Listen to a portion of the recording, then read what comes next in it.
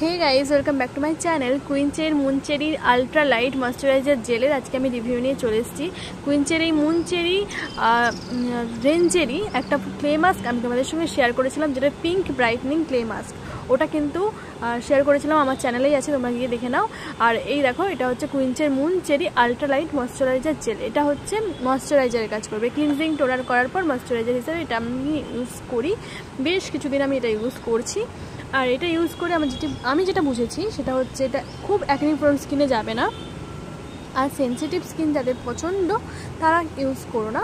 আর যাদের মানে acne prone skin নয়, সেন্সিটিভ স্কিন নয়, নর্মাল স্কিন, ড্রাই স্কিন, এগুলো তোমরা ইউজ করতে পারো। আর হ্যাঁ, খুব অয়েলি না হলেও এটা ইউজ করতে পারো। এমনি অয়েলি স্কিনদের জন্য এটা মানে ভালো। আর আমি বলছি না সেন্সিটিভ স্কিনের জন্য ভালো, কারণ এটা একদমই সেন্সিটিভ স্কিনে যায় না। আমি মানে দেখেছি যে যখন সেন্সিটিভ হয়ে যায় না, যখন তুমি অ্যাকনি তোমার একটা দুটো বেরোয়, তখন ওটা দিলে আরও মানে বেড়ে যাওয়ার প্রবণতা থাকে। তো তাই জন্য আমি অ্যাভয়েড করতে বলি। বাট অলরাউন্ডার এটা খুবই ভালো, স্মুথ করে স্কিনকে। আর স্কিনে একটা মানে অন্যান্য ময়েশ্চারাইজার মতন কালো করে না। তোমাদের কেমন লাগলো অবশ্যই